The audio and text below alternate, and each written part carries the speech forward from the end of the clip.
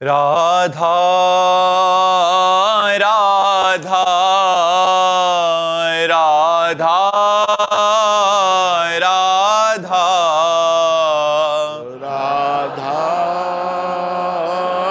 राधा राधा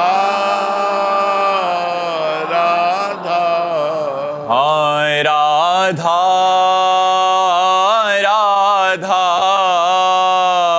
राधा राधा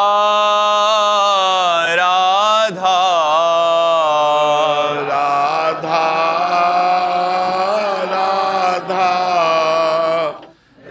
राधा राधा राधा राधा राधा राधा राधा हाय राधा राधा राधा राधा राधा राधा राधा राधा हाय राधा राधा राधा राधा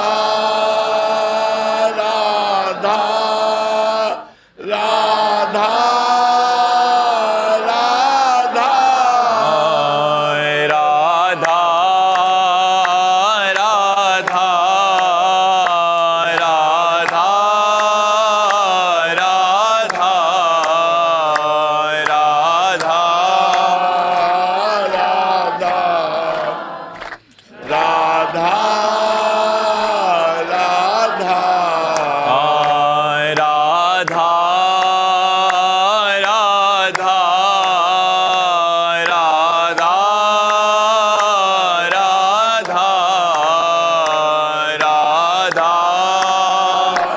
राधा राधा राधा राधा श्री राधा वल्लभ लाल की समस्त संत हरि भक्तन की श्री वृंदावन धाम की सद्गुरुदेव भगवान की। सोनल मिश्रा जी, राधे राधे महाराज जी। महाराज जी, क्या इस कलयुग में भगवान जी अवतार लेंगे? ऐसा तो शास्त्रों में लिखा है कि भगवान लेंगे अवतार। भगवान के कल की अवतार की चर्चा आती शास्त्रों में, तो ऐसा लिखा है भगवान लेंगे। पर वो जब बहुत विकराल कलयुग बढ़ेगा, अभी 4,32,000 वर्ष कलयुग की आयु है, तो उसमें 5,000 के ऊपर ही अभी तो 32,000 नहीं क्रॉस किया है। कलयुग में इतना पापाचरण बढ़ जाएगा, इतना पापाचरण बढ़ जाएगा कि कहीं राम कृष्ण नाम सुनने को नहीं मिलेगा। देखो धीरे धीरे उसका प्रभाव बढ़ रहा है। मतलब कलिकाल का प्रचंड स्वरूप जब आएगा तब तो हाय हाय मची जाएगी। अभी तो बच्चा है, 4,32,000 में अभी तो 5,000 वर्ष व्यतीत हुए हैं, और अगर 32,000 क्रॉस करेगा तब कैसा होगा जब 2 लाख क्रॉस करेगा। तो अब लिखा है कलिकाल बिहाल किए मनुजा, नहीं माने को अनुजा तनुजा। बेटी बहन का भेद खत्म हो जाएगा, पशुवत भोग आचरण शुरू हो जाएंगे, तांडव राक्षसी स्वभाव का। जब ऐसा महाभयंकर पापाचरण होगा तब उस समय भगवान का अवतार होगा, कल की अवतार। फिर वो दुष्टों का विनाश करके तब फिर सतयुग आ जाएगा। वो आखिरी में 4,32,000 पूरे होते होते आखिरी में भगवान का अवतार होगा। जब भगवान का अवतार होगा उसी समय से सतयुग लग जाएगा, कलयुग की पूर्णता हो जाएगी। पर कलयुग अभी बहुत बहुत बहुत दुख है कलयुग में, बहुत दुख कलयुग में। शरीर स्वस्थ नहीं। अब देखो कैंसर ऐसे होने लगा जैसे जुकाम बुखार। जिसको देखो तेरे दिन खबर मिलती उनको कैंसर हो गया, और कैंसर का मतलब जीवन बर्बाद हो जाना। वो सब कीमो लगवा के वो सब वो 1-2 साल भले और घसते, इसके बाद शरीर छूट ही जाता है। अब कैसे कैसे भयंकर रोग बढ़ रहे हैं, कैसी कैसी भयंकर व्यवस्थाएं हैं। अब एक आदमी को परेशानी, अस्पताल जाए तो दवा मिलना तो बाद की बात है, पहले 10-5 हजार रुपया खर्चा करो इस बात के लिए कि तुम्हें है क्या। अब वो सब रिपोर्टें देखकर निर्णय करेंगे कि आपको है क्या। इसके बाद उसकी फीस दो डॉक्टर की, फिर दवा दो, और फिर 2-4 दिन बाद आओ, तब वो देखेंगे दवा का प्रभाव क्या पड़ा, जांच करवाओ। वो जांच में अगर किसान आदमी है ना, वो इतने में उसकी सब, इतना कहाँ पैसा है किसान आदमी के पास, तो आगे चल करके बड़ा रोगों का तांडव, भोगों का तांडव बढ़ेगा। कलयुग का प्रभाव, सब प्रथाएं, सब पवित्रताएं धीरे धीरे नष्ट होती जाती है। मतलब क्या सुंदर गृहस्थी कि अगर पति को प्राप्त किया तो आजीवन निर्वाह किया, पत्नी का वरण कर लिया, आजीवन निर्वाह किया। यहाँ लव मैरिज होता, साल भर में डिवोर्स हो जाता है। कलयुग का प्रभाव देखो, कहा कलयुग का प्रभाव देखो। अब जब ये चरित्र आ गए कि पति पत्नी में विश्वास नहीं है, तो फिर मतलब कैसे गृहस्थी चलेगी। तो बड़ा समय धीरे धीरे कलयुग का प्रभाव तो बढ़े। पर कलयुग का एक बड़ा गुण है, जो 10,000 वर्ष तपस्या से फल प्राप्त होता था, वो कुछ दिनों के नाम कीर्तन नाम जप से प्राप्त हो जाएगा। कलयुग का बहुत बड़ा, कलयुग समयुग आन नहीं, जो नर कर विश्वास, गाय राम गुण गण विमल, भव बिन तरह प्रयास। इसमें बिना प्रयास के भवसागर से तरने का उपाय है राम राम राम राम, राधा राधा राधा राधा, कृष्ण कृष्ण कृष्ण। नहीं तो पहले पता चला कि 10,000 वर्ष दाहिने पैर के अंगूठे के बल खड़े होकर दोनों हाथ उठा के मंत्र जप कर रहे हैं, कितनी कठिन तपस्या। तो कलयुग में यह 10 सेकंड नहीं खड़े हो सकते अंगूठे के बल, 10,000 वर्ष तो बात जाने दो। तो इसीलिए इसमें छूट दे दी गई कि आप नाम जप कर, कलयुग केवल नाम आधारा, सुमिर सुमिर नर उतर ही पारा। भगवान का नाम जप करके आप संसार समुद्र से पार हो सकते हैं। ये कलयुग की विशेष महिमा है। प्रवीण कौशिक जी दिल्ली से। श्री राधे राधे महाराज जी। महाराज जी, काम क्रोध लोभ मोह मद मत्सर इन सबसे लड़ने में प्रयासरत हूं, परंतु ये बहुत ताकतवर है महाराज जी। केवल इस भरोसे कि आप हमारे एक सदगुरुदेव भगवान हैं, मुझे श्री जी मिल जाएंगी, यही बस एक आस है। गुरुदेव भगवान, वो कौन सी गलतियां हैं? ये तो 100% हम स्वीकार करते हैं कि ये बहुत बलवान हैं, इनके लिए हमारी ताकत काम नहीं करेगी, भगवान की कृपा काम करेगी। हमारी ताकत बहुत छोटी है और ये बहुत बड़े बल से समन्वित है। जब कामदेव ने भगवान शंकर समाधि में बैठे थे और उनकी समाधि भंग करने का निश्चय किया और पंचबाण संधान करके प्रयोग किया, तो भगवान शंकर की समाधि खुल गई। सोचो कितना बलवान है। आदि देव महादेव भगवान शंकर की समाधि को जो भंग कर सकता है, वो और ऋषि मुनि महात्मा और की तो बात ही क्या है।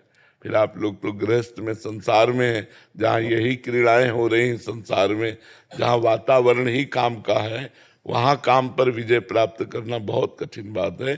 पर भगवान नाम में बहुत बड़ी सामर्थ्य विराजमान है।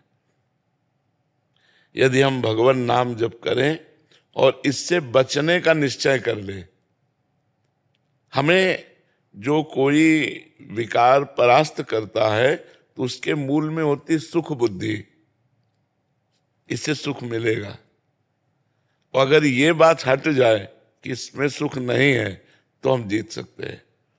पर हम जबान से भले कर दें अरे इसमें कोई सुख नहीं, लेकिन अंदर एक लालसा लगी रहती है कि इसमें सुख है, इसमें सुखानुभूति है, इसीलिए हम फेल हो जाते हैं। भगवान ज्ञान दें तब बात समझ में आवे, इसलिए खूब नाम जप करो और सतोगुणी भोजन पाओ, सतोगुणी दृश्य देखो, सतोगुणी वातावरण में रहने की कोशिश करो, तो कुछ बचाव हो सकता है, कुछ बचाव। तो भगवान से प्रार्थना करके, रो करके, विनय करके, तब धीरे धीरे धीरे क्रमशः शांति की प्राप्ति होती है। फिर घृणा हो जाती है, संसार के भोगों से एक ऐसी स्थिति आती है कि घृणा हो जाती है। रमा विलास राम अनुरागी, तजत बमन जिम जन बड़ भागी। बमन माने समझते हैं ना, बमन उल्टी, जैसे उल्टी को कोई खाना नहीं चाहेगा, ऐसे विषय भोगों की इच्छा खत्म हो जाती है। पर वो बहुत भजन करने पर, थोड़ा 2 4 10 माला घुमाले पे नहीं, निरंतर जब भजन करे तो भजन के प्रभाव से भोगों में अरुचि हो जाती है, भोगों से वैराग्य हो जाता है, तब वो जीतता है। नहीं तो बहुत प्रबल काम है, बहुत प्रबल काम है। पुरुष जीत सके नारी, जो विरक्त मत धीर, वही पुरुष स्त्री के संयोग काम पर विजय प्राप्त कर सकता है, जो वैराग्यवान है और जो धीरमती है। ना तो विषयावश विमुख जे पद रघुवीर, जो भगवान से विमुख है, विषयों के अधीन है, वो कभी विजय प्राप्त नहीं कर सकते। इसलिए भगवान की शरण में होकर भगवान का नाम जप करो, शास्त्रों का स्वाध्याय करो और अपने को बचाने की कोशिश करो। हम लोग बचाते नहीं और आग में झोंक देते हैं अपने को। अपने को जब हम बचाने की कोशिश करेंगे तब हमारी बात बनेगी, पर सुख बुद्धि है तो हम बचाने की कोशिश नहीं करते, हम उसी में और लिप्त हो जाते हैं। बहुत कठिन है, यही सबसे ज्यादा कठिन शत्रु है काम। ये बड़े बड़ों को गिराता है, बड़े बड़ों को। मतलब जब कह रहे हैं भगवान शंकर की समाधि भंग कर दिया तो औरों की तो बात ही जाने दो, और तो सब छोटे मोटे हैं, किसी की बात क्या।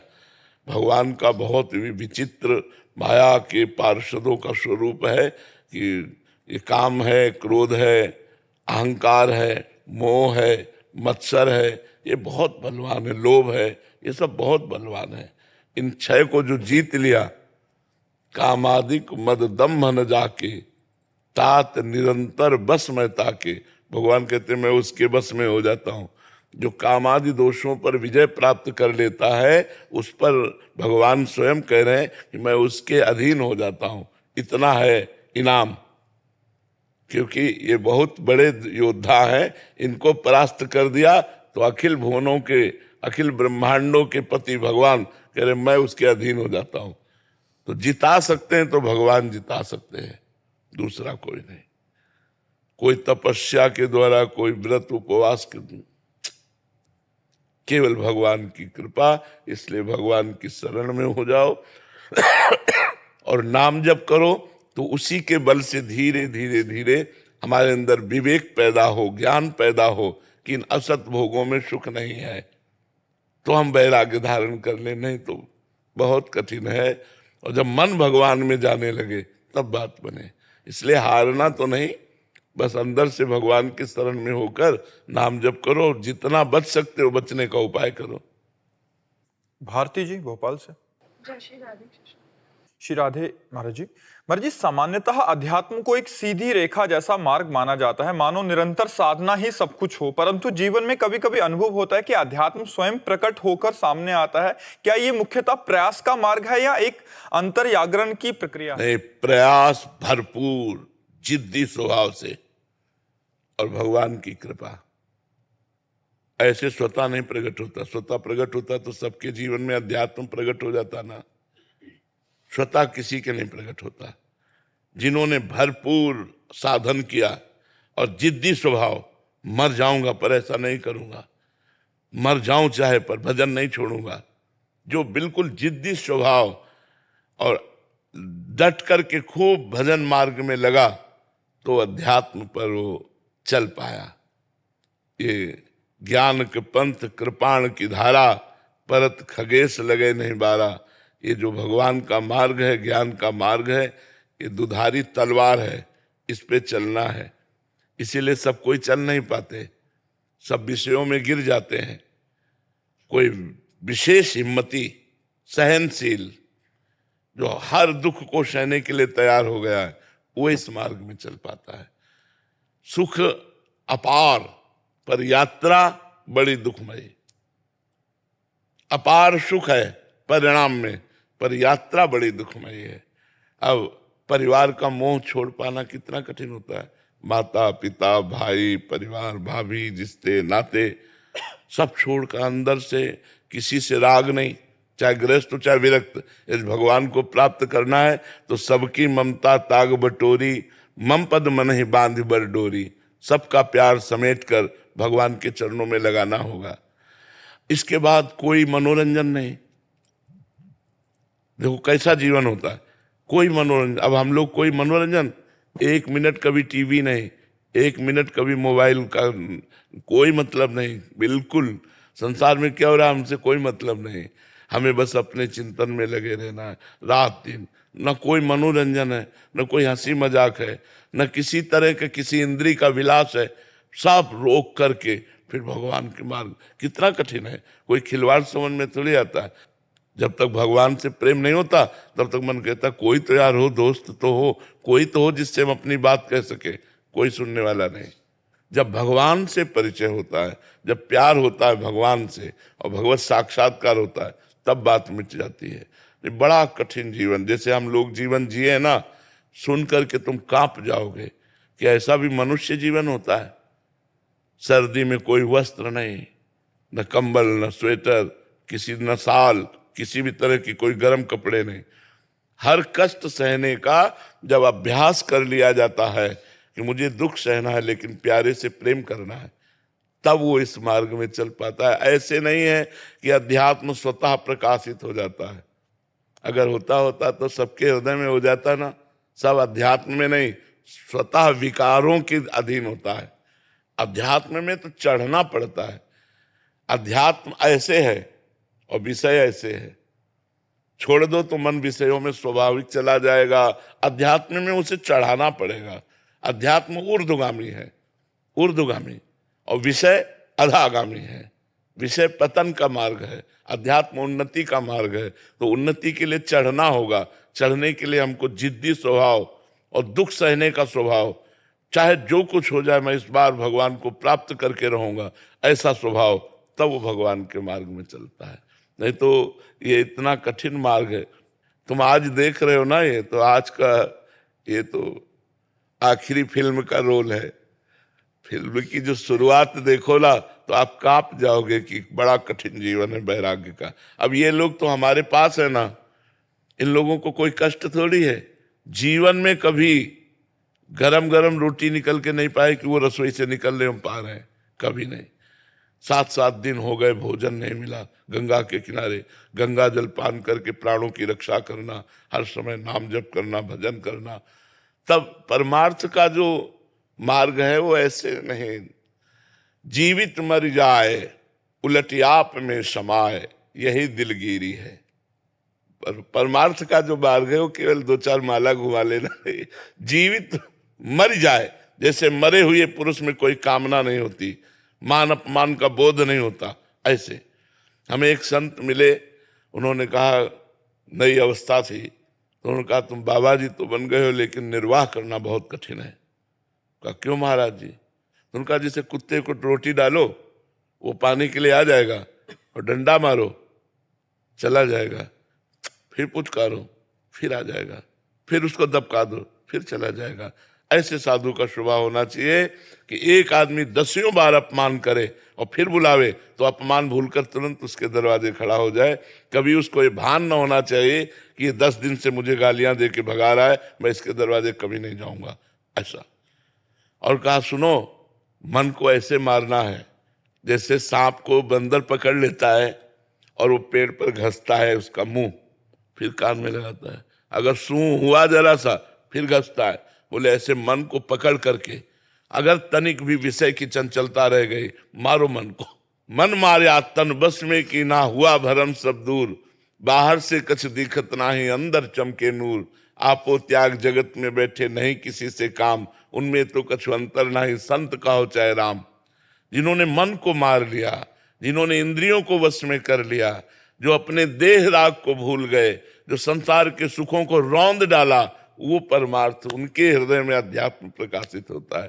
तो इसलिए हमारी प्रार्थना है कि ये न समझा जाए, अगर स्वतः प्रकाशित होता तो सबके हृदय में प्रकाशित हो जाता। जो जितना कठिन तप करता है, जो जितना प्रयासरत है, उतने अध्यात्म में आगे बढ़ पाया। यस जी, महाराष्ट्र श्री हरिवंश महाराज जी। महाराज जी, गुरु आज्ञा में दृढ़ निष्ठा कैसे आए? कैसे मालूम पड़े कि इस समय मेरे लिए क्या गुरु आज्ञा है? जब हमारा लक्ष्य दृढ़ हो जाता है भगवत प्राप्ति, तब हम गुरु आज्ञा का पालन करते हैं। जैसे हमें जाना है बांके बिहारी जी, हमें पता नहीं है, तो जो गाइड हमें मिलेगा हमको उसके इशारे पे चलना होगा। इधर से इधर। हम वहाँ ये नहीं बोल सकते कि ये रास्ता हम नहीं जाएंगे, नहीं, वो जो रास्ता बता रहा है उसी रास्ते पे चलते हैं। ये कब दृढ़ हुआ? जब बिहारी जी के दर्शन की लालसा हुई। तो जब हमें भगवत प्राप्ति की लालसा या मुमुक्षुता सत्संग के द्वारा जागृत होती है, तब हम गुरु का वरण करते हैं। और जब गुरुदेव का वरण करते हैं और उनकी आज्ञा का पालन करने की उत्साह वृत्ति उसी में होगी जो भगवत प्राप्ति करना चाहता है। ऐसे हजारों लोग गुरु बनाते हैं, लेकिन गुरु की अवज्ञा कर देते हैं, उनकी आज्ञा का उल्लंघन कर देते हैं। वो जो नियम बताते हैं, जो साधन बताते हैं, जो मंत्र बताते हैं, उसमें रति न करके मनमानी आचरण करता रहता है जीव, क्योंकि उसको लक्ष्य नहीं बना। लक्ष्य क्यों नहीं बना? भोगैश्वर्य प्रसक्ता नाम तया प्रहत चेतसाम व्यवसायत्मिका बुद्धि समाधो न विधीयते। जिसकी भोग और ऐश्वर्य में वृत्तियां फंसी हुई हैं, चित्त जिसका प्रीत हो गया ऐश्वर्य में, भोग में, वो कभी भगवत प्राप्ति का लक्ष्य नहीं कर सकता, वो परमात्मा प्राप्ति का लक्ष्य नहीं कर सकता। तो जो साधक सत्संग के द्वारा असत आचरणों का त्याग करके सत आचरण पे चलता है और गुरुदेव की आज्ञा का पालन करता है, वो भगवत प्राप्ति करता है। इसलिए भगवत प्राप्ति लक्ष्य वाला साधक अपने गुरुदेव की प्रत्येक आज्ञा का पालन करता है। और जब गुरुदेव की आज्ञा का पालन करता है तो उसे भगवत तत्व का अनुभव होने लगता है। जैसे जैसे अनुभव होता है वैसे वैसे गुरु चरणों में वो न्यौछावर होता चला जाता है। जैसे जैसे भगवद आनंद की अनुभूति होती है वैसे वैसे लगता है बलिहारी गुरुदेव बलिहारी, अगर आप कृपा ना करते तो मैं इस आनंद को कभी प्राप्त ही नहीं कर पाता। इसलिए गुरु चरणों में तन मन प्राण से न्यौछावर हो जाता है। समझ पा रहे हैं आप? प्रभु, पर कभी कभी ऐसे भोग आते हैं कि वो लगता है कि ये तो कर्तव्य है इनको भोगना, तो मतलब कैसे मालूम पड़े कि ये भोग? तस्मात् शास्त्रम प्रमाणम ते कार्या कार्यो व्यवस्थित हो। अगर ब्याह हो गया है तो अपनी पत्नी के साथ केवल भाव रहना भोग का, और अगर ब्याह नहीं हुआ तब तक ब्रह्मचर्य धारण करना, मनमानी आचरण ना करना, ये शास्त्र आज्ञा है। हमारे शास्त्र में सनातन धर्म में 4 आश्रम और 4 वर्ण व्यवस्था है। तो पहला आश्रम है ब्रह्मचर्य, दूसरा है गृहस्थ, तीसरा है वानप्रस्थ, चौथा है सन्यास। तो हर गृहस्थ बालक को चाहिए कि पहले आश्रम की मर्यादा की रक्षा करे, अर्थात ब्रह्मचर्य धारण करे। और जब ब्याह हो जाए, पाणी ग्रहण हो जाए, तो मर्यादा के साथ अपनी पत्नी से सहवास करे। और जो खान पान के भोग है, जो शास्त्र कहते हैं सात्विक भोग है, वही पाना चाहिए। मांस, मछली, अंडा, मदिरा, प्याज, लहसुन, ये सब नहीं पाना चाहिए। जो निषेध किया गया है उसे हमें नहीं पाना। जो हमारे लिए अनुकूल है, भागवतिक आचरणों की वृद्धि कराने वाला भोजन है, वो हम भोजन पाएंगे। वैसा ही महाराज जी, पिछली बार आया था, आपने बोला था माता पिता को भगवान मान के सेवा करो जी, उनको कैसे भी सुख पहुंचाने की वृत्ति रखो। जी। तो अगर माता पिता ही बोलते हैं कि प्याज लहसुन खाओ, फिर उनको मना कर? नहीं, ऐसे भगवान की आज्ञा नहीं मानते हम, केवल भगवान मानते हैं सेवा के लिए। वो कह रहे हैं कि शराब पी, वो कहें कि हमारे साथ मांस खाओ, शराब नहीं। तुम्हारी गलत आदत है, तुम्हारी आदत है, हम भगवत भाव रखकर तुम्हारी सेवा करते रहेंगे, लेकिन तुम्हारी आज्ञा का पालन नहीं करेंगे। आज्ञा का पालन करेंगे गुरु की, शास्त्र की, संत की। बात समझ में आ रही? और महाराज जी, हर समय कैसे पता चले कि इस समय क्या आज्ञा है गुरुदेव की? अंदर अंदर झांक के देख, गुरुदेव बैठा हुआ है, वही अंदर आपको 1 सेकेंड में उत्तर दे देगा। 1 सेकेंड की गलत है नहीं करना, लेकिन वो बहुत धीमे उत्तर होता है, उसको सुनने की क्षमता चाहिए, अंतर्मुखता। तुरंत उत्तर आता है, देर थोड़ी लगती। और इसे सब लोग अनुभव करो, जहाँ गलत करना चाहते हो अंदर से आत्मा की आवाज आती कि नहीं कि गलत है, लेकिन हम उसकी बात ना मानकर मनमानी आचरण करते हैं। ये कोई नहीं कह सकता है मुझे पता नहीं था कि ये गलत है, सबको पता होता है ये गलत है। आत्मना प्रतिकूलानि परेशान न समाचरित। हाँ, जो हमें अच्छा नहीं लगता हम व्यवहार दूसरों के साथ ना करें, ये शास्त्र की आज्ञा है। हमारी बहन को कोई गलत दृष्टि से देखे, हमें बर्दाश्त नहीं, तो हम किसी की बहन को गलत दृष्टि से ना देखें। हमारे साथ कोई बेईमानी करे, ये हमें बर्दाश्त नहीं, तो हम किसी के साथ बेईमानी ना करें। आत्मना प्रतिकूलानि परेशान न समाचरित। राजीव जी, राधे राधे महाराज जी। महाराज जी, आपके चरणों में कोटि कोटि प्रणाम। महाराज जी, जब मन किसी बात को पकड़कर बैठ जाए और छोड़ने को तैयार ना हो, तब ऐसी स्थिति में क्या करें? बहुत बहुत हठीला है, बहुत हठीला है, मतलब इतना हठीला है कि बहुत हठीला है। अगर वो पकड़ के बैठ गया तो बैठ गया, फिर वो मतलब अगर नाम जप नहीं है, भजन नहीं है, तो वो तुमको झुका के रौंद डालेगा, ऐसा है।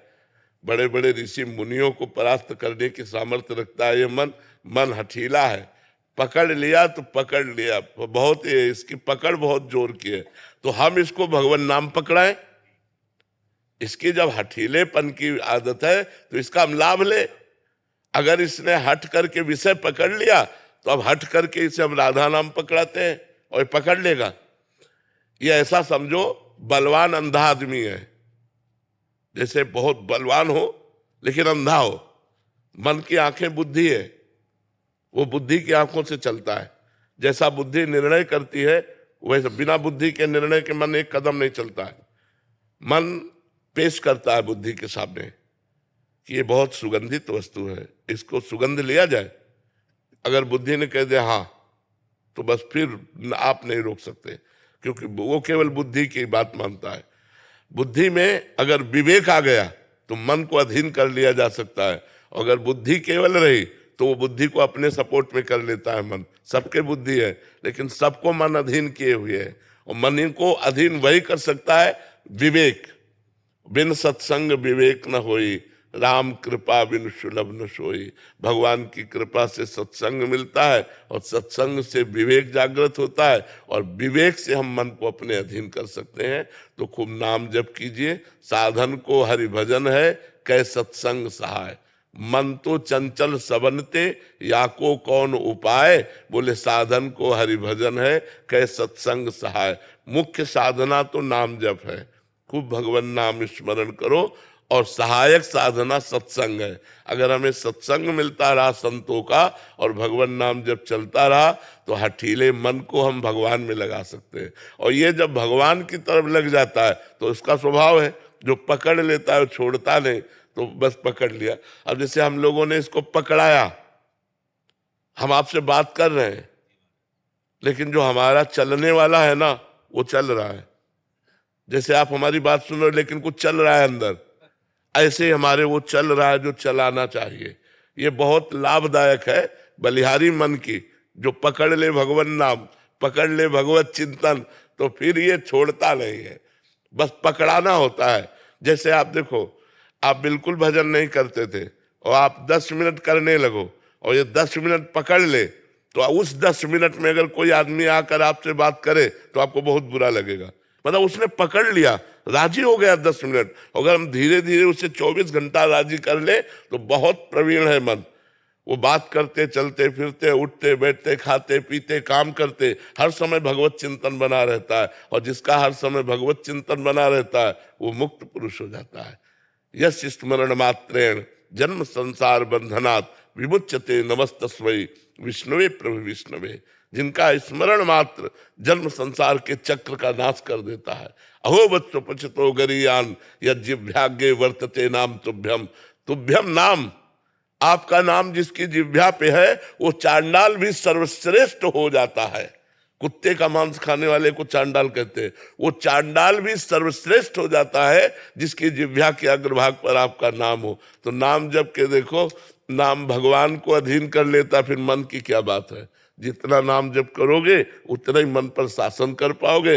नहीं, सब मन के गुलाम है, सब मन के चेला है। सच्चा गुरु वही जो मन को चेला बना ले। सच्चा गुरु वही जो मन को चेला बना ले। नहीं, मन के चेला सब है, मन के चेला है। जैसा मन कहा वैसा किया, ऐसा नहीं। तस्मात् शास्त्रम प्रमाणम थे। जैसा शास्त्र कहता है वैसा मन चले, जैसा गुरु कहते हैं वैसा मन चले, वो कोई महापुरुष होता है। नेहा जी गुड़गांव से। राधे राधे महाराज जी।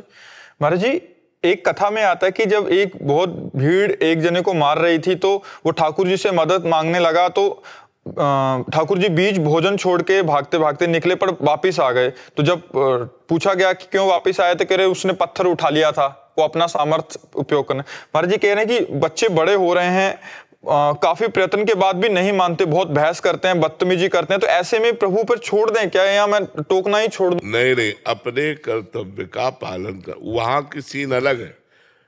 वो कथा ऐसी है कि एक संत अपना दंड कमंडल लिए बड़ी मस्ती से जा रहे थे नदी के किनारे किनारे, गंगा किनारे।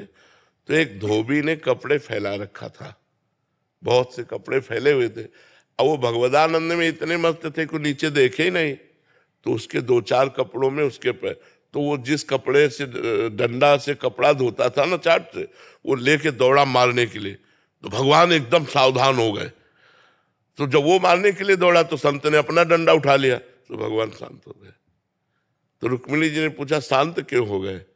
बोले वो समर्थ है, वो निपट लेगा, वो डंडा नहीं तो मुझे लगा कि मुझे जाना पड़ेगा, क्योंकि अब वो भगवत चिंतन में है। तो इसीलिए संत विरक्त और गृहस्थ आसक्त।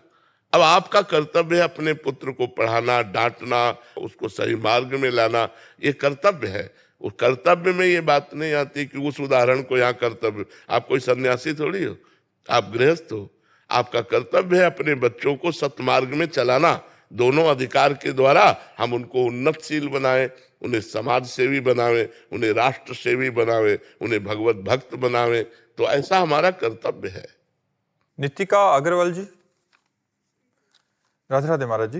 महाराज जी, आपने एकांतिक वार्तालाप में एक बार कहा था कि भगवान कभी भी अपने भक्त का भरोसा नहीं तोड़ते, ये उनकी करुणा और प्रेम की सबसे बड़ी महिमा है। महाराज जी, कृपा करके हमें ये मार्गदर्शन प्रदान करें कि हम अपने जीवन में कौन से भाव, आचरण और साधन अपनाएं जिससे हमारा विश्वास भगवान के प्रति इतना दृढ़ हो जाए कि कभी भी। पूरे वैसे तो सब शास्त्र भरे हैं इन्हीं बातों का वर्णन करने के लिए, लेकिन हम सार बात इतनी बताते कि प्रभु, जैसे इस बच्चे ने कहा, हमसे अच्छा आप हमें जानते हैं, हमसे अच्छा आप हमें जानते हैं, क्योंकि कल क्या होने वाला मुझे पता नहीं, आपको पता है।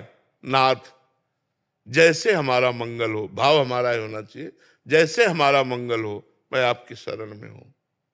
आप हमको वही सद्बुद्धि दीजिए, वही हमसे आचरण करवाइए, वही हमसे बात बुलवाइए जिससे हमारा मंगल हो।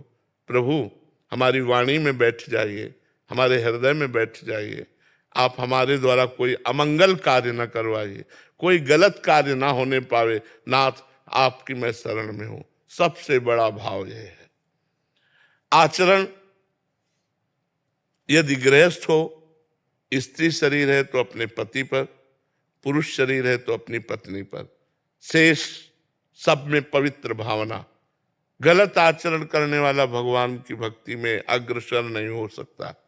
इसलिए चरित्र पावन रखो, अपने चरित्र को ठीक करो। ये जो पराई माताओं बहनों की तरफ गंदी दृष्टि है या पराये पुरुषों की तरफ हमारा जो आकर्षण है, ये नहीं होना चाहिए। अगर ये बना रहा तो अध्यात्म का मतलब क्या रह गया? फिर तो मतलब एक ड्रामा है, एक पाखंड है, एक नाटक है। आज तक हमने किया, आज सत्संग मिला, अब लो नसानी अब ना नसई हो, ठीक हो जाएगा, सारे पाप नष्ट हो जाएंगे। लेकिन जान करके पाप करो तो नरक में धुलाई होगी तुम्हारी, क्योंकि तुम जान करके पाप कर रहे हो, अब उसको तुम्हें भोगना पड़ेगा। तो इसलिए भाव तो हमारा हो सर्वभाव, सब कुछ भगवान हमारे हैं और वो हमसे ज्यादा जानते हैं। मैं उनकी शरण में हूं, वो वही करवाएंगे जिससे हमारा मंगल होगा। और आचरण, चरित्र पवित्र होना चाहिए, भोजन पवित्र होना चाहिए। अगर भोजन अपवित्र है तो बड़ा भजन में प्रभाव पड़ता है कि जैसे रोटी दाल पवित्र भोजन पाके और भंडारे का गुलाब जामुन और अच्छे अच्छे पदार्थ पा करके और बासी कुशी भी पा करके जैसा मिला वैसा, तो भजन में अंतर पड़ता है। जैसे बासी भोजन कई दिन का है और वो मिला तो प्रमाद स्थिति लाएगा, वो भजन नहीं होने देगा। जैसे प्याज है, लहसुन है, ये जो त्याज्य वस्तुएं हैं, अगर इनको खाते हो आप तो आपके भजन में वृद्धि नहीं हो पाएगी, भजन पवित्र नहीं हो पाएगा। सात्विक भोजन चाहिए, सतोगुणी भोजन चाहिए, और जितना पवित्र भोजन होगा उतने हमारे पवित्र विचार बनेंगे। तो हमारा भोजन पवित्र, हमारा चरित्र पवित्र, हमारा चिंतन पवित्र, और भगवान का नाम जप करें, इसी से सब हो जाएगा। इतनी बात समझ लो, इसी से सब हो जाएगा। हाँ, तो हमारा कथन है कि आप जो दिनचर्या कर रहे हो उसमें जो आपका खाली समय है आप उस समय नाम जप कर लीजिए। मान लो आपका 5 बार खाली समय मिला, राधा राधा राधा राधा, फिर लैपटॉप में लगे, व्यापार में लगे हैं, अपने कार्य में लगे।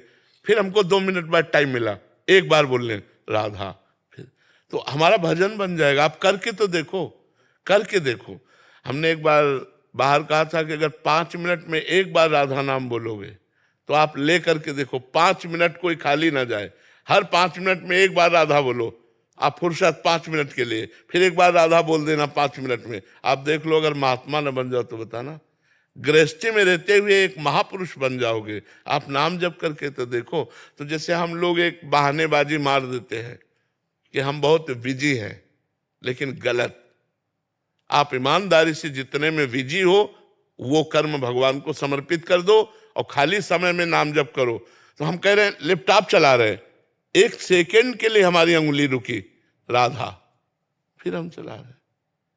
हमारे पास बहुत समय है भजन का। अगर हम ईमानदारी से भजन करने के लिए सोचे तो बहुत समय है भजन करने का। वैसे भी हमने गणित लगा करके देखा कि आप 12 घंटे काम करते हो, 12 घंटे काम करते हो, तो आपके पास 12 घंटे बचते हैं। 24 घंटे होते हैं ना, 6 घंटे आप सो लेते हो तो आपके पास 6 घंटे बचते हैं। 2 घंटे आप भोजन में कर लेते हो तो आपके पास 4 घंटे रहते हैं। 1 घंटे मनोरंजन में दे देते हैं तो आपके पास 3 घंटे बचते हैं। अब ये 3 घंटे कहाँ व्यतीत करोगे? हमने 1 घंटा मनोरंजन दिया, 2 घंटे भोजन के लिए दिए, 6 घंटे सोने के लिए दिए, 12 घंटे कार्य करने के लिए, तो आपके पास फिर भी समय तो हम कहीं ना कहीं व्यर्थ में समय नष्ट करते हैं। यदि हम व्यर्थ में समय नष्ट ना करें, जो व्यर्थ का समय है, जो खाली समय है, उसमें भजन कर ले तो हमारा मंगल हो जाएगा। जैसे खाली समय में प्रभु नाम जप करते हैं, अगर माला से करते हैं तो पहले मन के पे अगर हम 28 नाम का नाम जप करें और बाकी पे राधा राधा जपें तो ये विधि सही है क्या? हाँ, किसी तरह भगवान से हमें जुड़ना है, हमारा मन प्रभु से जुड़े, वो चाहे 28 नाम, चाहे शास्त्र नाम, चाहे सत्य नाम, कैसे भी भगवान से हमारा जुड़े। नाम में जुड़ना परम मंगल है। माधुरी जी महाराष्ट्र से। राधे राधे महाराज जी। महाराज जी, भगवान ने खुद ये सृष्टि निर्माण की है तो हर इंसान को पाप और पुण्य करने की बुद्धि भी तो वही देते हैं। किस आत्मा को अब इस जीवन मृत्यु के चक्कर से निकालकर अपने में विलीन करने का निर्णय भगवान खुद लेते हैं या उस आत्मा के कर्म के प्रभाव से? देखो, जैसे एक किसान को खेती दे दी जाए और बीज दे दिया जाए, बुरे और अच्छे दोनों बीज दे दिए गए।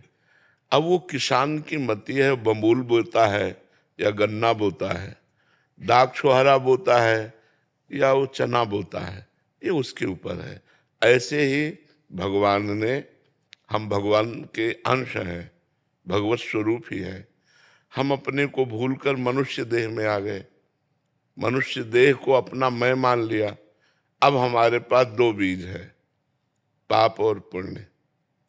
आप कर्म भूमि में पाप बोते हैं या पुण्य बोते हैं, ये आपकी छूट है। भगवान ने आपको सत्संग भी सुनवाया कि पाप और पुण्य से ऊपर भगवत प्राप्ति का भी मार्ग है, आत्मबोध का भी मार्ग है। अब आप चयन करो, पाप मार्ग या पुण्य मार्ग या भगवत मार्ग। ये स्वतंत्रता आपको दे दी गई, आपको नहीं रोका जाएगा। आप पाप कर्म करो, रोका नहीं जाएगा, परिणाम उसका आपको भोगना पड़ेगा। पुण्य कर्म करो, रोका नहीं जाएगा, उसका परिणाम आपको भोगना पड़ेगा। आप अच्छे कर्म करो या बुरे कर्म करो, आपको ही भोगना पड़ेगा। ये भगवान ने छूट दी है मनुष्य योनि में। और किसी 83,99,999 योनियां हैं, वो केवल पाप और पुण्य के कर्म का फल भोगेंगे, वो पाप और पुण्य नहीं कर सकते। जैसे सिंह बलात् गाय को मारकर खा जाता है, अब उसको हत्या का पाप थोड़ी लगेगा, क्योंकि वही उसका आहार है। और जो गाय निश्चित हो चुकी आहार, वही उसके सामने पड़ेगी और वो उसी को मारेगा। हजारों के लक्ष्य में एक गाय के पीछे पड़ जाता है, तो उसी गाय का प्रारब्ध भोजन बना उसका, तो वो खा गया, उसको कोई पाप नहीं लगता। पाप और पुण्य मनुष्य योनि को लगता है, अन्य योनियों को नहीं। तो भगवान ने आपको पूरी छूट दी है, आप पाप कर्म मत कीजिए, अच्छे कर्म कीजिए, आप नाम जप कीजिए, आप तीर्थ याटन कीजिए, आप भगवत आराधना कीजिए। अब ये आपके ऊपर छूट दी गई है, इसमें भगवान नहीं, इसमें आपके ऊपर छूट दी गई। जब आप शरणागत हो जाते हैं, अपने प्राण, अपने तन, अपने मन, अपनी बुद्धि सब कुछ समर्पित कर देते हैं, तो ऐसा आपको अनुभव होने लगेगा कि हमारे जीवन की बागडोर भगवान ने पकड़ ली, अब वो चला रहे हैं। अहंकार भगवान के जो ही शरण में गया तो ये अनुभव होने लगता है कि अब भगवान चला रहे हैं। देखो भगवान ने ये प्रेरणा की, देखो भगवान ने ये कर्म करवाया, उससे बुरे कर्म होने बंद हो जाते हैं, क्योंकि अहंकार में ही बुरे कर्म होते हैं। देहाभिमान में ही मैं पुरुष हूं, मैं स्त्री हूं, इसी से पाप या पुण्य कर्म बनते हैं। जब अहंकार भगवान के चरणों में समर्पित हो जाता है तो भागवत कर्म बनते हैं, पाप पुण्य कर्म नहीं, वो भागवत कर्म बनते हैं, श्री कृष्ण प्रीत्यर्थ कर्म बनते हैं, उससे वो भगवत प्राप्ति कर लेता है। तो अब ये आपको देखना है, भगवत प्राप्ति करना है या पाप पुण्य कर्म करके इसी संसार के आवागमन चक्र में फंसे रहना है। आप ये नहीं कह सकते मुझे पता नहीं था, क्योंकि आपको सत्संग सुनवा दिया, बड़े भाग पाइप सत्संग भी सुना दिया, आपको कीमत भी बता दी कि इस कर्म का ये फल है, इस कर्म का ये फल है, इसका ये फल है। अब आप देखो क्या आप लेना चाहते हैं संसार रूपी बाजार में, या इस भारत रूपी कर्म भूमि में क्या बोना चाहते हैं, ये आपके ऊपर छूट है। सोहित कुमार जी दिल्ली से। राधे राधे महाराज जी। गुरु जी, मुझे आपकी और श्री राधा रानी की कृपा से 5वीं बार वृंदावन आने का मौका मिला। मैं रामानंद संप्रदाय से दीक्षित हूँ। महाराज जी, आप कह रहे हैं कि सभी बड़े संतों के हजारों संख्या में ग्रस्त और विरक्त शिष्य होते हैं, उनमें से लगभग सभी गुरु प्रदत्त साधन प्रणाली का पालन भी करते हैं। उन सभी शिष्यों के मन में यही भाव रहता है कि हम गुरु प्रदत्त साधन प्रणाली का पालन करते रहें तो हमें इसी जन्म में भगवत प्राप्ति हो जाएगी। महाराज जी, मेरा प्रश्न है कि क्या गुरु प्रदत्त साधन प्रणाली का पालन करने वाले सभी शिष्यों को भगवत प्राप्ति हो जाती है, केवल उन शिष्यों को होती है जिन्हें शरीर रहते हुए स्वरूप बोध अथवा भगवत साक्षात्कार प्राप्त? नहीं, जैसे प्रयत्नशील है, प्रयास बहुत कर रहे हैं साधना में, लेकिन सफलता नहीं मिल रही, तो अंतिम समय जब उनका आता है तो उस समय भगवान उनको सफलता प्रदान करते हैं। क्या?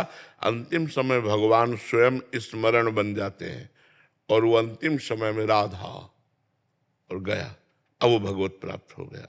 तो जो लगा, चाहे थोड़ा ही लगा हो, भगवान का नाम जानते हो क्या? मंगल भवन अमंगल हारी।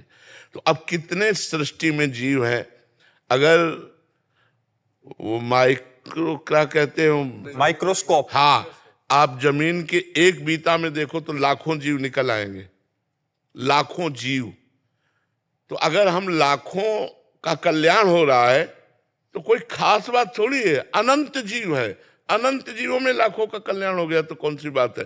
अनंत ब्रह्मांड है, केवल इसी मृत्यु लोक में कल्याण होता है, अन्य लोकों में नहीं। अन्य लोकों में यहाँ के किए हुए कर्मों का फल भोगना होता है। जैसे तपस्या तो तप लोक, और बड़ी तपस्या जन लोक, और बड़ा भजन महर लोक, ब्रह्म लोक। लेकिन भगवान को जो प्राप्त हो गया वो आवागमन से मुक्त हो जाता है। तो जैसे हम लोग प्रयास कर रहे हैं, मान लो कितने साधक प्रयास कर रहे हैं, न काम मिटा, न क्रोध मिटा, न लोभ मिटा, सब वही बातें भरी हैं। उनकी तो जय जय है, जो जीते जी कामादि दोष रहितम कुर्मान समच, जिन्होंने कामादि दोषों का त्याग कर दिया। भगवान कहते हैं कामादिक मद दम्भ न जाके तात निरंतर बस में ताके। जो काम विजयी है, क्रोध विजयी है लोग, लेकिन ये कहना बहुत सरल है, काम विजयी कहना बहुत सरल है, वो जाने मोरी छाती। हम लोगों का हृदय जानता है कि मतलब कितनी मार पड़ती है, तब वो सहन करते करते गुरु कृपा से, भगवान की कृपा से, रोग आके प्रार्थना करके तब कहीं छुट्टी मिलती है। नहीं, ये जीवन भर सबको अपना गुलाम बनाए रखता है। काम जो है ये जीवन भर गुलाम बनाए रखता है। जो मन है वो सबको अपने अधीन किए रखता है, चाहे जितना कोई बलवान हो। तो जब हम प्रयास करते हैं और हम असफल हैं, भगवत प्राप्ति के योग्य नहीं, लेकिन भगवान ने देखा किसने जीवन भर प्रयास किया, तो अंतिम समय भगवान करुणा कर देते हैं, क्योंकि प्रभु करुणामय है। रात न प्रभु चित्त चूक किए की, करत सुरत सहबार हिए की। प्रभु उसके बाहरी गलती को नहीं देखते, देखते हैं उसके हृदय की बात, कि वो मुझे प्राप्त करने के लिए प्रयास किया लेकिन सफल नहीं हुआ, तो भगवान सफल कर देते हैं। अंतिम समय उसको किसी भक्त का सानिध्य मिल जाएगा, वो उसको भगवान का नाम सुना देगा, या उसके अंदर से भगवान का नाम स्फुरित हो जाएगा और वो भगवान को प्राप्त हो जाएगा पक्का। भजन कभी बेकार नहीं जाता। अच्छा, जैसे मानो भगवत प्राप्त ना भी हुआ, तो अब उसका अगला जन्म, अर्जुन जी ने यही प्रश्न किया कि मानो जो आपका भजन करते हैं, अभी उनका भजन सिद्ध नहीं हुआ और किसी कारण योग भ्रष्ट हो गए। दो योग भ्रष्ट होते हैं, एक भोगों में योग भ्रष्ट होते हैं और एक हमारे पास समय नहीं रहा। हम योग में तो सही चल रहे लेकिन लक्ष्य को नहीं प्राप्त कर पाए और मर गए, तो हम भी योग भ्रष्ट माने जाएंगे। और एक वो योग भ्रष्ट माना जाएगा जो विषयों में भ्रष्ट हो गया, कंचन कामिनी कीर्ति में भ्रष्ट हो गया, अपने मार्ग को सही नहीं संभाल पाया। तो दोनों प्रकार के योग भ्रष्टों का वर्णन किया कि वो छिन्न भिन्न बादलों की तरह नहीं हो जाते, वो नष्ट नहीं हो जाते, उनको फिर अवसर मिलता है। जो पहला विषयों के भोग में भ्रष्ट हुआ था, उसको ऐसे श्रीमान धनी कुलों में जन्म मिलेगा जहां सब विषय की बहुतायत होगी और हर विषय उसे मिलेगा और हर विषय वो भोगेगा, और वो पूर्व जो भजन है वो उसका वैराग्य दिलाएगा, उसको घृणा हो जाएगी विषयों से, और उसी जन्म में वो भगवान को प्राप्त होगा। और दूसरा जो योग भ्रष्ट हुआ, वो ऐसे पवित्र योगियों के कुल में जन्म लेगा जहां जन्म से भगवान की साधना मिलेगी और बचपन से साधना करके फिर वो अपनी साधना को पूर्ण कर लेगा। जैसे अपने लोगों का जो जन्म था ना, ऋषि कुल में जन्म हुआ, पिताजी ने कभी सिले वस्त्र नहीं पहने, कभी जूता नहीं पहने और किसान आदमी थे। और हम लोगों को बचपन से भगवान नाम सुनना, भगवत गीता सुनना, भगवत रामायण सुनना, भगवत भागवत सुनना, ये सब सौभाग्य बचपन से, जब से सुधी हुई तब से सुनने को मिलता है। बड़ा भाई शाम के बैठ के 1 घंटा रोज इस बात की चर्चा, रामायण की चर्चा, भागवत की लालटेन जला करके। तो अब वो संस्कार पूर्व के 13 वर्ष की अवस्था में प्रबल हो गए और घर से बाहर निकाल दिया। पीछे योग भ्रष्ट हो गए, साधना पूरी नहीं हुई, उसे निकाल दिया, पूरा जीवन भगवान के मार्ग में व्यतीत हो गया। तो भगवान का भजन कभी व्यर्थ नहीं जाता। जैसे श्री राजर्षि भरत जी भगवान ऋषभदेव जी के पुत्र हैं, बड़े योगी महात्मा हैं, अपने भगवान की प्राप्ति के लिए राज्य को त्याग दिया, रानियों को, पुत्रों को, परिवार को त्याग दिया और गंडकी नदी के किनारे एकांत में भजन कर रहे थे। एक दिन वो गंडकी नदी में भगवान सूर्य को अर्घ दे रहे थे तो एक घटना घटी। एक मृगी गर्भवती थी जो प्रसव होने ही वाला था, वो पानी पीने के लिए आई, इतने में पीछे से सिंह ने दहाड़ की। अब वो भयभीत होकर के छलांग मार दी गंडकी नदी में, तो वो बच्चा योनि से धारा में गिर गया और वो गिरी और मर गई। भरत जी ने दृश्य देखा, माँ तो उसकी मर गई और ये बच्चा बहता हुआ जा रहा, दौड़ पड़े, उस बच्चे को उठा के लाए। ऐसा कोई भी दयावान करेगा। अब उसे कुटी में रखा तो बड़ा दुलार करने लगे। धीरे धीरे हरी हरी दूब तोड़ के लाते, अपने गोदी में लिए रहते। अब जो ममता अपने पुत्रों में थी पूरी हिरन में हो गई। बड़ा विचित्र भाव है, बड़ा विचित्र माया का खेल है। इतनी जोर की ममता हो गई कि भगवान का भजन छूट गया और मरने का समय आया तो अंतिम समय हिरन का ही चिंतन किया, अगला जन्म हिरन का बना। फिर इतना भजन किया हिरन के शरीर में कि तीसरा जन्म ब्रह्मबोध संपन्न जड़ भरत जी के रूप में हुआ। तो भजन कभी व्यर्थ नहीं जाता। हिरन बने तो गंडकी नदी में ही खड़े होकर के रात दिन भजन करके भगवान का अगला जन्म उनका ब्रह्मबोध संपन्न जड़ भरत जी के रूप में हुआ।